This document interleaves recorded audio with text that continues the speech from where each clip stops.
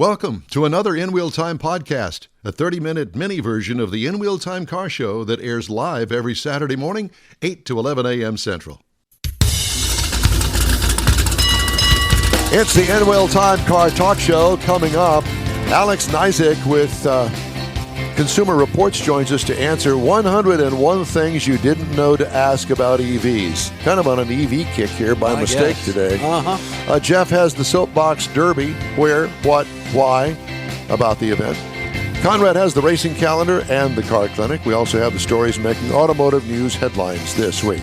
It's all straight ahead on this edition of the In Wheel Time Car Talk Show. Howdy, along with Mike Out of This World Mars, King Conrad DeLong. We need more Jeff Dziekan. I'm Don Armstrong. Thanks so much for joining us today, and we apologize for all of the, it's a combination of audio and video problems. Thanks a lot, Xfinity. Internet. Xfinity. Yep. Yeah, It's all Xfinity. That I'm paying more money for the internet Less line service. And less service. But you saw the guy yesterday. The audio sounds good. Does it? Yes. Well, that's now that they've farted around with it all morning long. Jeez. You allowed to say fart? Yes. Okay. It's not one of the 7 dirty words. Well, all those 7 dirty words George Carlin talked about are now on television and radio. Exactly. They are. All right. So to Consumer Reports. His name is Alex Knizek. Alex, good morning to you, sir. Good morning. Can you guys hear me okay? We can hear you just fine. Thanks. And again, our apologies. Apologies for not having video available so we can see you. I feel your pain. We have internet problems here all the time. Well, but thanks for dressing up for us. Yeah, exactly. You can go and put your bathrobe back on. We're all good. Please. Yep. That's right. I think I might.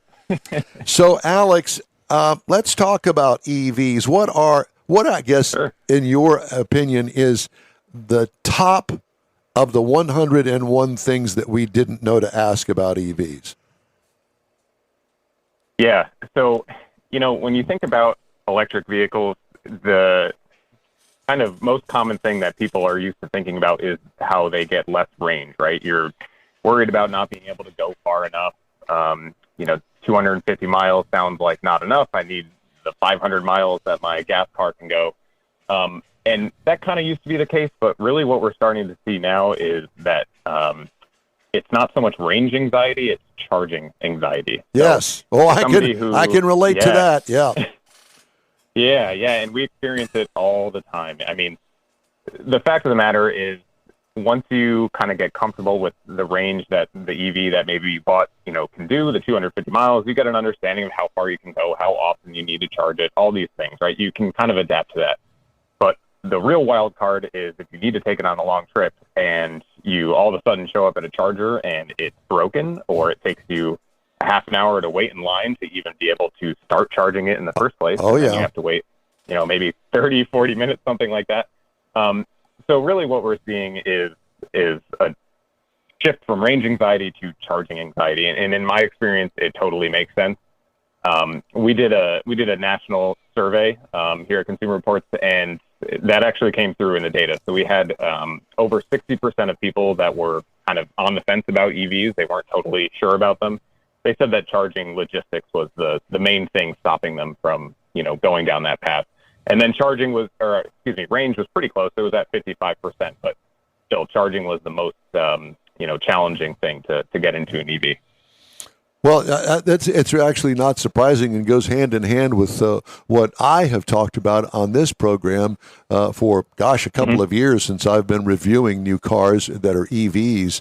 And, mine is the range anxiety. Now, here at my house, I don't own an EV, but I just have 110-volt outlet here. And we were just talking about it in the last hour of the show. For me personally, what worked when I had the Chevy Bolt a few weeks ago was the fact that I plugged it in here at the house, let it charge all night long, drove 30 miles to work, got to work, plugged it in. By the time I got off work on my 9-hour shift, then I would bring it home, and that worked for me. And I felt a lot more comfortable with that kind of thing. And I imagine that your research has found that true.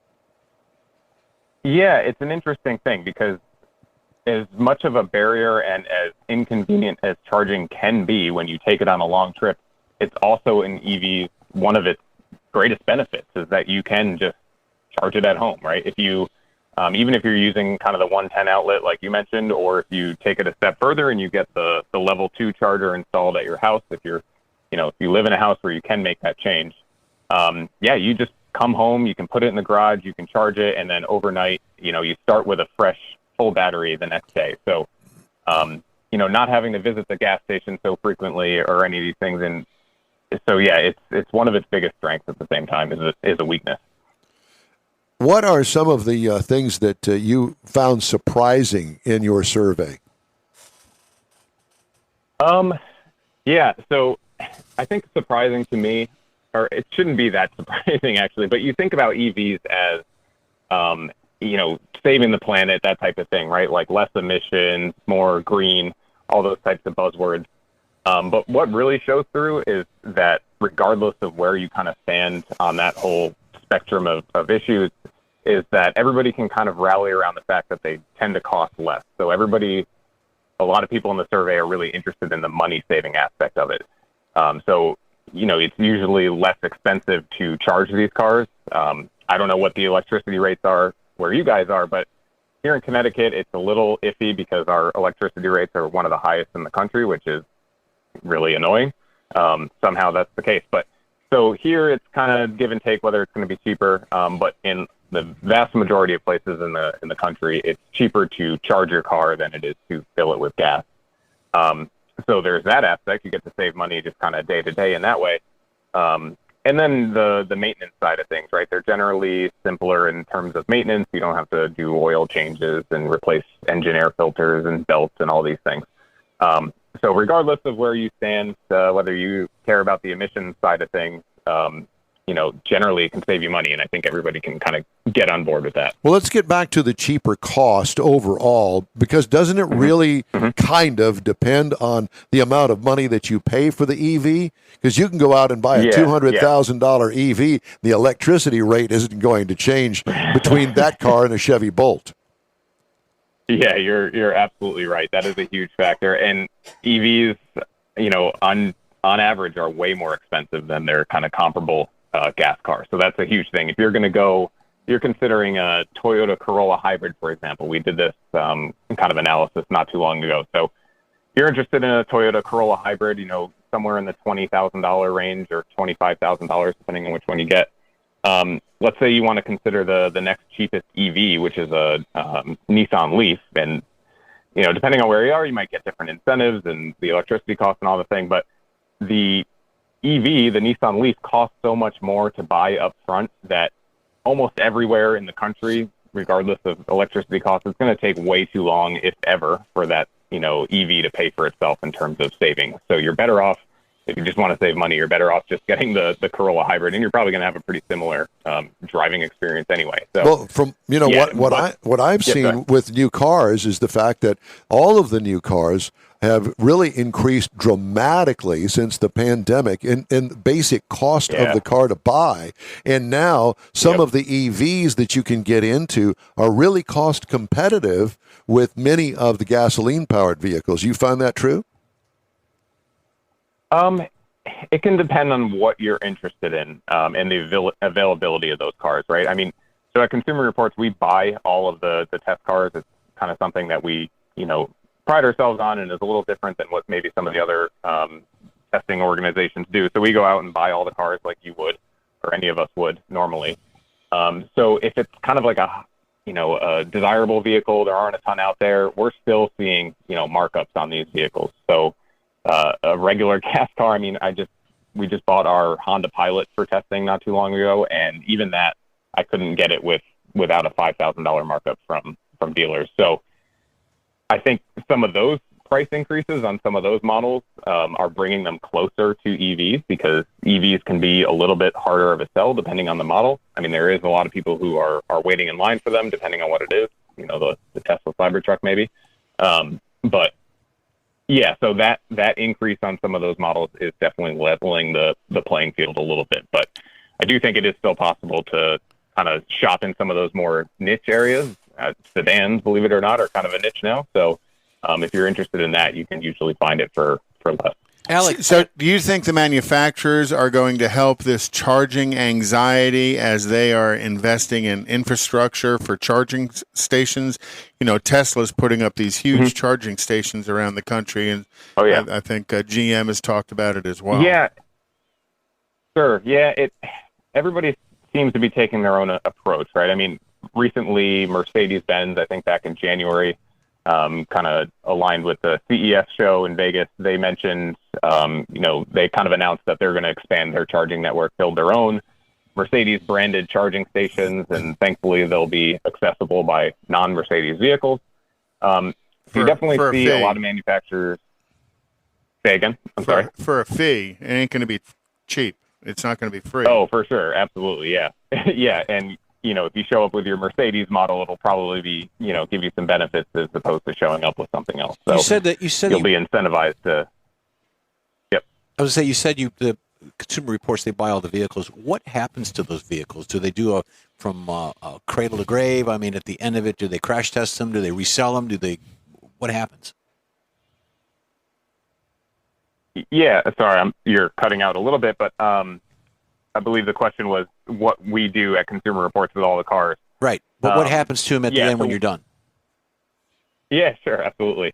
So we buy them, and before we do any formal testing and instrumented testing or anything like that, we put about 2,000 miles on them. So, the handful of testers, myself included, we just drive them around and kind of live with them for a couple weeks or however much time it takes us to get up to that 2,000 miles. If it's something like our new Nissan Z that we just got, those 2,000 miles will probably come a lot quicker than something else. But, sure. So we do that. We drive them for a bit. We get used to them. And then we do our full testing, which maybe takes a month or two, depending on what we're doing.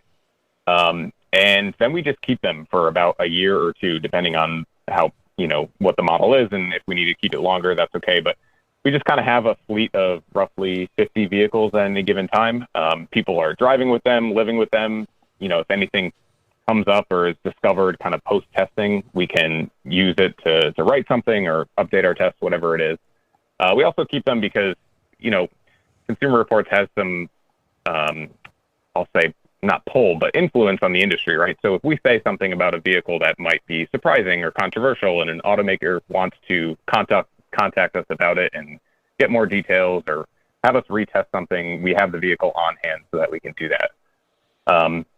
So that's that kind of 2-year process maybe. And then after the fact, we auction them off. We sell them. So first, employees kind of get their first say at a vehicle if they're interested in it.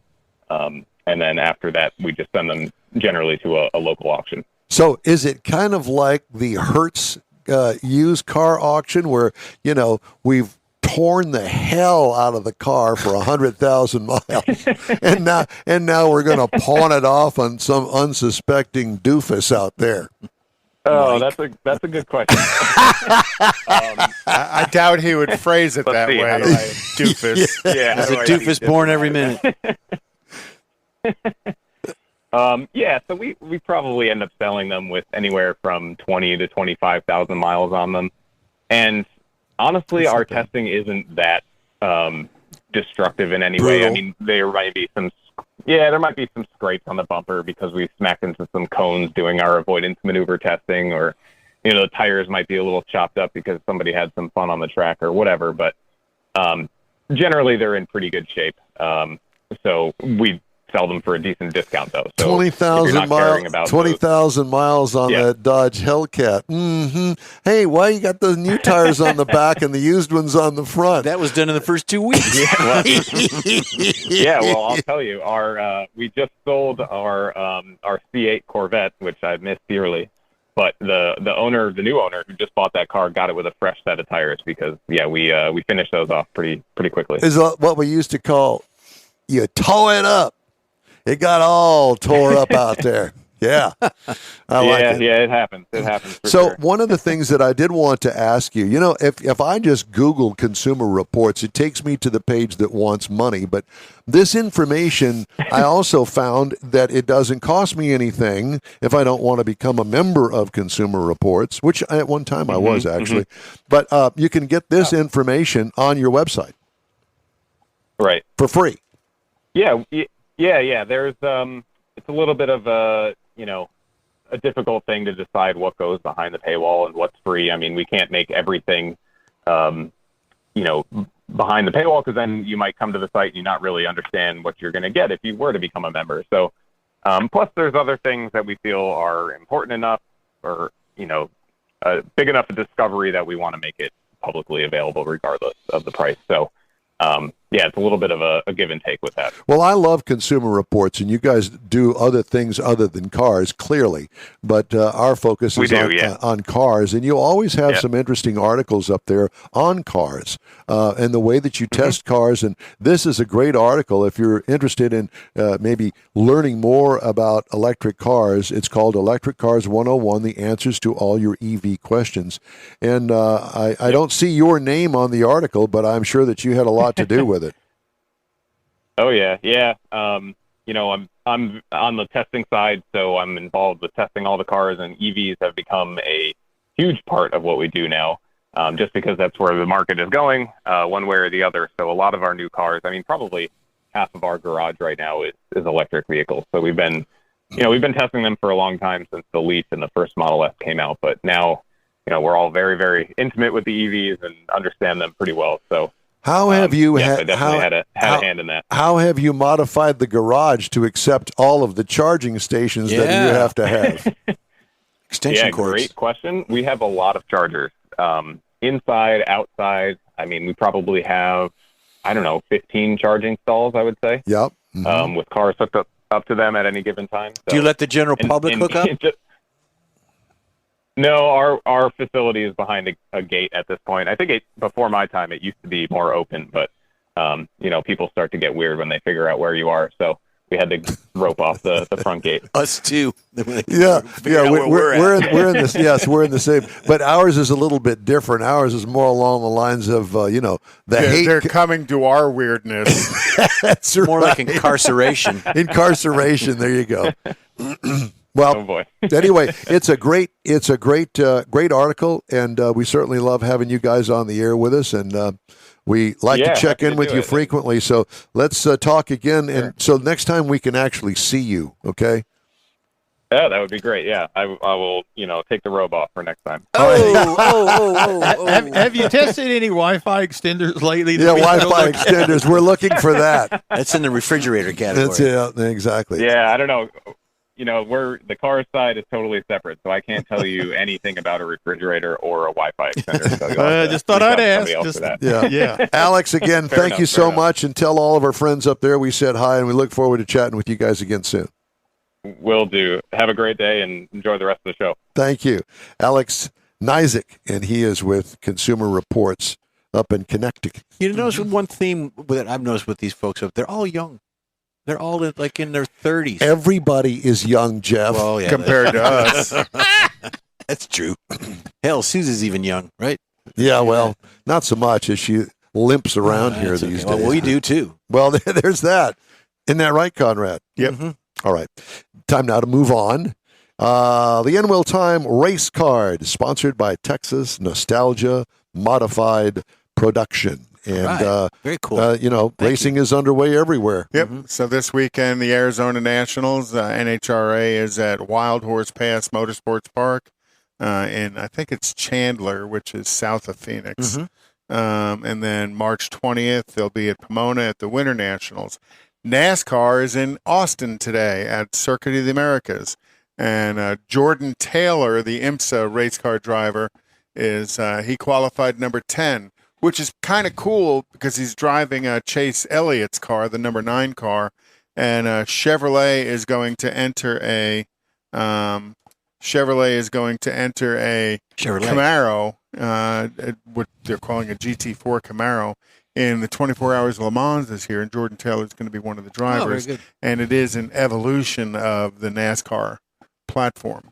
So he's getting some time behind the wheel. So by stopping the production and not building the Camaro anymore, let's go racing. Think about this. All of those Xfinity cars, all of the NASCARs, all of the racing, everything is going to have to change because they're not going to be building Camaros they're anymore. all going to go to an electric Chevy Bolt. Oh. And the Daytona 500 is now going to be the Daytona 235. And everybody's have the pucker factor to finish the race. You're looking at me like I'm telling you. They're going to have a picture of Buzz on the hood. Also, this weekend, the Texas Nostalgia drag races are going to be at the Ennis the Motorplex. Texas Nostalgia Modified Production. They're going to be which is a sponsor. Thank you very much. They're going to be at Texas Motorplex in Ennis with 53 funny cars, 30 fuel altereds, bunch of front-engine dragsters, and then the modified production cars. Funny car chaos. Funny car chaos. Very cool. All right. So, and then also NASCAR's on the April 4th. They'll be at Richmond with the look-back cars or the nostalgia paint jobs on the cars. Then they'll be at Bristol on the 9th, Martinsville on the 16th. So they're going back to Martinsville. On April the 23rd, they'll be at Talladega. Next weekend, Formula One will be at Azerbaijan. Can you spell that? Yeah. Next.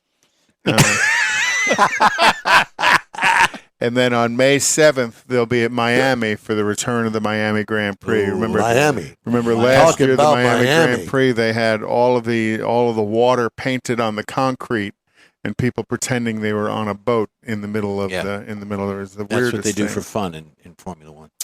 And then IMSA is at Long Beach on April 15th and at Laguna Seca on May 14th.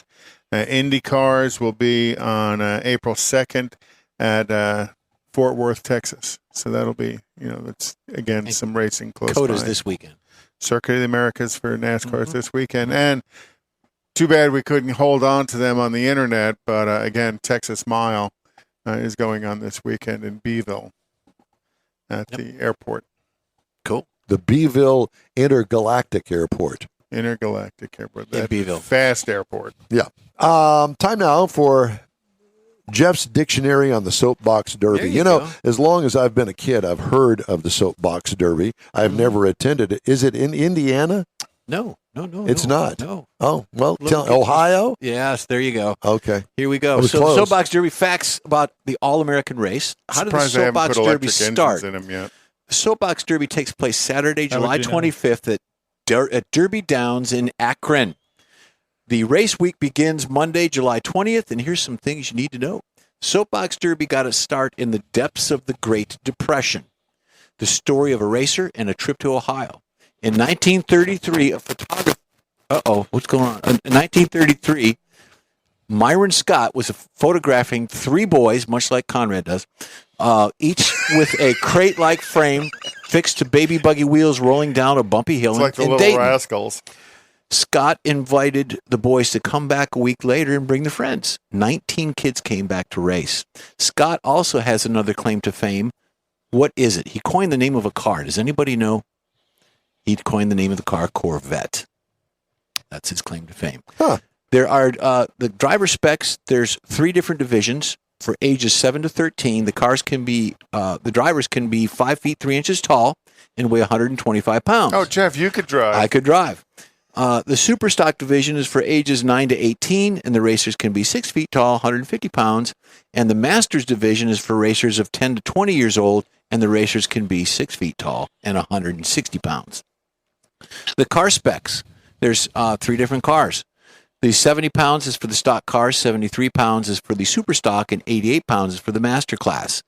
The maximum combined weight of a driver in a car, including wheels, for the stock is 200 pounds.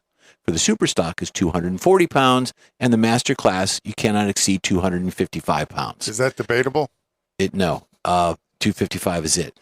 The weight can be added to receive the maximum weight for the specs.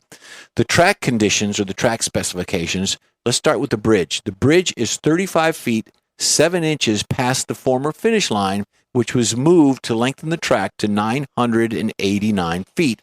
4 inches. Don't forget the 4 inches. Very important. To obtain the propulsion, the grade decline to a lot of people is separated into 3 stages. Yes, it is. That's why I said don't forget it. It's very important. Proud. The first 53.75 feet carry a 16% grade. It's a drop rate of 16 feet per every 100 feet. The next is a 6% grade drop for the next 530 feet and a 2% drop for the remaining 405 it's like feet. Don going through high school with grade drops. yeah, It's the hardest 7 years of his life. There you go. It was 8th grade. We never had to worry about grade drops because there were no grades to drop. Oh, boy.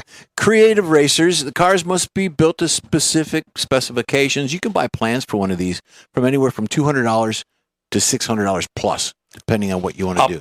For just the plans, just for the specs, the plans, yes. Are they made out of balsa wood? No, there's different types. Depending on the plans and depending on what you want to do, there's different variations of what to build it out of. But you had to use their axles and tires and wheels. That's all part of the rule, Right. rules and regs. But this does not eliminate a bit of creativity and ingenuity. In Popular Mechanics article in 1936, Charles Kettering, famed inventor and vice president of research for General Motors. Interesting, because he's going to be in my next story. There you go. Wrote that a racer put talcum powder on the rubber tires on a hot day so that it wouldn't stick to the ground. So that's, Rubbins racing. A couple of honorable mentions and we're done. The speed record was held by Tommy Fisher, who covered the track at 26.30 seconds. I beat the hell out of him. Did you? Yeah, Tommy took him Fisher? out of that car and just whipped him up back in the day. Rubbins racing. And I thought Tommy Fisher was a chess pro, No. chess master. No. Carrie, That was his brother, Bobby Fischer. are you done? Okay. No. Karen Teen of Pennsylvania won it in 1975. She was the first young lady to win it.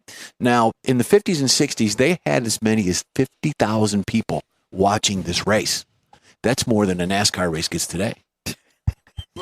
Well, there is that. There is that. There you go. And everything you need to know about the Kentucky Derby, the Silverbox Derby. All right. Thank you very much.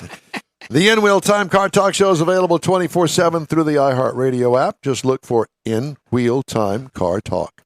We also video stream on Facebook, YouTube, and InWheelTime.com. No thanks to Xfinity. Podcasts are at your fingertips on over a dozen of the most popular podcast outlets. The In-Wheel Time Car Talk Show continues right after this break. Stay with us. Tailpipes and Tacos, Houston's premier car cruise-in returns Saturday, April 15th to the Lupi Tortilla Tex-Mex in Katy, 8 to 11 a.m. Bring your hot rod, classic, resto mod, or any other vehicle you'd like to show and compete for one of 3 highly coveted chili pepper trophies. This April 15th kickoff event is one you'll want to put on your calendar because 100% of the money you donate for the free tacos will be given to God's Garage. You heard right, free tacos. Whatever you decide to give, all of it will be given to God's Garage and matched by Lupi Tortilla. God's Garage gifts vehicles to single mothers, widows, and wives of deployed military in the greater Houston area. In fact, the Garage will gift a vehicle to a mom in need at this special event. Be sure to attend the next Tailpipes and Tacos Cruise-In, Saturday, April 15th, 8 to 11 a.m. at the Lupi Tortilla Tex-Mex in Katy on the Grand Parkway at Kingsland Boulevard, just south of I-10. Free breakfast tacos for any donation to God's Garage. It'll make your heart and your belly feel good. You own a car you love. Well, why not let Gulf Coast Auto Shield protect it? Houstonian John Gray invites you to his state-of-the-art facility to introduce you to his specialist team of auto enthusiasts. We promise you'll be impressed. Whether you're looking to massage your original paint to a like-new appearance, apply a ceramic coating, install a paint protection film, nano-ceramic window tint, or new windshield protection called ExoShield, Gulf Coast Auto Shield is where Houston's car people go. Curbed your wheels? Instead of buying new, why not have them repaired? How about a professionally installed radar detector? Gulf Coast Auto Shield does that too. Get a peek inside the shop and look at the services offered by getting online and heading to gcautoshield.com. Better yet, stop by their facility at 11275 South Sam Houston Tollway, just south of the Southwest Freeway, and get a personal tour. Gulf Coast Auto Shield is your place to go for all things exterior. Call them today, 832-930-5655 or gcautoshield.com. The award-winning In-Wheel Time Car Talk Show is available on the most popular podcast channels out there in 30-minute episodes. We realize our 3-hour live show can be difficult to catch in its entirety, so now you can listen every day to a convenient, fresh 30-minute episode. Check us out on Apple Podcasts, Spotify, Google Podcasts, Amazon Music, and Audible, along with a dozen more. In Wheel Time has the most informative automotive guest interviews and new car reviews, along with popular features including Conrad's Car Clinic and This Week in Auto History, along with automotive news headlines. Our live broadcast airs every Saturday, 8 to 11 Central on InWheelTime.com, the iHeart app, and on YouTube. Be sure to say hello when we're broadcasting from the Tailpipes and Tacos Cruise-In, Autorama, and the Houston Auto Show, among others. Now, it's easier than ever to hear about all things automotive all week long. You're invited to join fellow car enthusiasts in becoming part of the ever-growing In Wheel Time Car Talk family. Don't forget those 30-minute podcast episodes on your favorite podcast channel. That's it for this podcast episode of the In Wheel Time Car Show. I'm Don Armstrong, inviting you to join us for our live show every Saturday morning, 8 to 11 a.m. Central on Facebook, YouTube, Twitch, and our InWheelTime.com website. Podcasts are available on Apple Podcasts, Spotify, Stitcher, iHeart Podcast, Podcast Addict, TuneIn, Pandora, and Amazon Music. Keep listening, and we'll see you soon.